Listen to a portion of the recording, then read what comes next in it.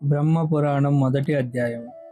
నైమిషారణ్యం అనాదిగా జ్ఞానానికి నిలయమైన ఆ పుణ్యవనంలో సౌనకాది మునులు లోక కళ్యాణం కోసం యజ్ఞం చేస్తున్నారు.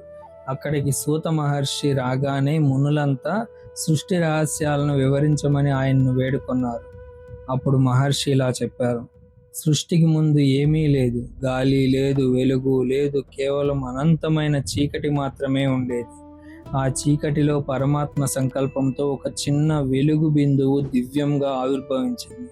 ఆ వెలుగు నుండి అగాధమైన నీరు పుట్టి క్రమంగా శూన్యాన్ని నింపేసింది. ఆ నీటిపై కోటి సూర్యుల ప్రకాశంతో ఒక అద్భుతమైన బంగారు అండం ఉద్భవించింది. అదే హిరణ్య గర్భం. ఆ అండం లోపల సృష్టికర్త అయిన బ్రహ్మదేవుడు స్వయంగా ఆవిర్భవించి ధ్యానంలో మునిగిపోయారు.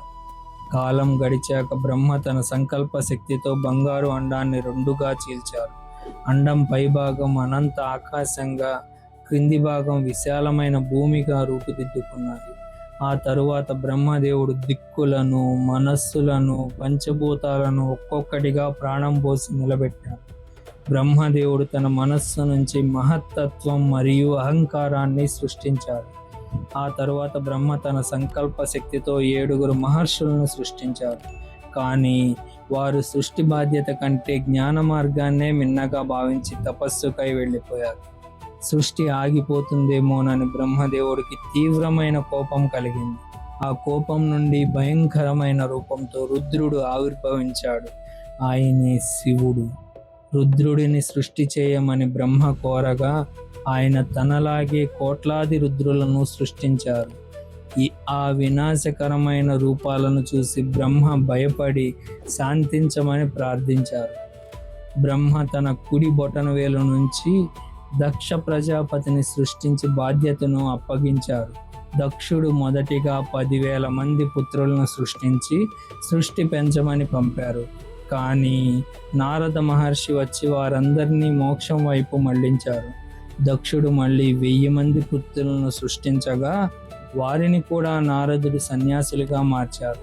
దీంతో దక్షుడు నారదుడిని శపించాడు. అప్పుడే సృష్టి వేగవంతం కావడానికి దక్షుడు కుమార్తెలను పొందారు. దక్షుడు తన కుమార్తెల్లో 13 మందిని కశ్యప ప్రజాపతికి ఇచ్చి వివాహం చేశారు. కశ్యపుని భార్య అదితి ద్వారా తేజోవంతులైన దేవతలు జన్మించారు. మరో భార్య దితి ద్వారా అసురులు అంటే రాక్షసులు పుట్టారు. వినత ద్వారా గరుత్మంతుడు, కద్రువ ద్వారా నాగలోకపు సర్పాలు ఆవిర్భవించాయి. సురభి ద్వారా గోవులు, ఇతర పశువులు పుట్టాయి. బ్రహ్మదేవుడు కోరిక మేరకు రుద్రుడు కైలాస పర్వతంపై తపస్సులో నిమగ్నమయ్యాడు. అనంతరం బ్రహ్మదేవుడు సముద్రాలను, జలచరాలను సృష్టించాడు. భూమికి స్థిరత్వాన్ని ఇవ్వడానికి పర్వతాలను సృష్టించాడు. అడవులన్నీ పండ్లు, పూలు మరియు ఔషధ మొక్కలతో నిండిపోయాయి. ఆకాశంలో నక్షత్ర మండలాలు మరియు గ్రహాలను సృష్టించాడు. పగలు రాత్రి నియంత్రించడానికి సూర్యచంద్రులను ఏర్పాటు చేశాడు. బ్రహ్మదేవుడు కాలాన్ని నిమిషాలుగా, గడియలుగా విభజించారు. వసంతం నుండి శిశిరం వరకు 6 ఋతువులను నిర్ధారించారు.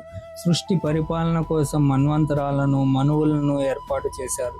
కాలాన్ని 4 యుగాలుగా, సత్య, త్రేత, ద్వాపర, కలియుగాలుగా విభజించారు. బ్రహ్మ 4 ముఖాల నుండి 4 వేదాలు ఆవిర్భవించాయి. లోక కళ్యాణం కోసం యజ్ఞ ప్రక్రియను భూమిపై ప్రవేశపెట్టారు. బ్రహ్మ తన శరీరాన్ని 2గా విభజించగా కుడి భాగం నుండి స్వయంభువ మనువు పుట్టాడు. ఎడమ భాగం నుండి అత్యంత సుందరమైన శ్రీ శతరూప జన్మించింది. వీరే భూమిపై తొలి మానవ దంపతులు. వీరికి ప్రియవ్రతుడు, ఉత్తానపాదుడు అనే కుమారులు కలిగారు. ఆకూతి, దేవహూతి, ప్రసూతి అనే 3 కుమార్తెలు కూడా జన్మించారు. వీరి సంతతి ద్వారానే యావత్తు మానవ జాతి భూమి అంతా విస్తరించింది. క్రమంగా నాగరికత మరియు సంస్కృతి రూపుదిద్దుకున్నాయి. వర్ణాశ్రమ ధర్మాలను బ్రహ్మదేవుడు లోకానికి ప్రసాదించాడు. సూత మహర్షి మునులతో ఇది సృష్టి రహస్యం అని ముగించారు. ఈ జ్ఞానం విన్నవారికి సమస్త పాప విముక్తి కలుగుతుంది. శుభం. బ్రహ్మపురాణం మొదటి అధ్యాయం సమాప్తం. ఇంకో ఎపిసోడ్లో 2వ అధ్యాయం గురించి చర్చించుకుందాం. మరిన్ని ఇలాంటి వీడియోల కోసం మా ఛానల్ని సబ్స్క్రైబ్ చేసుకోండి.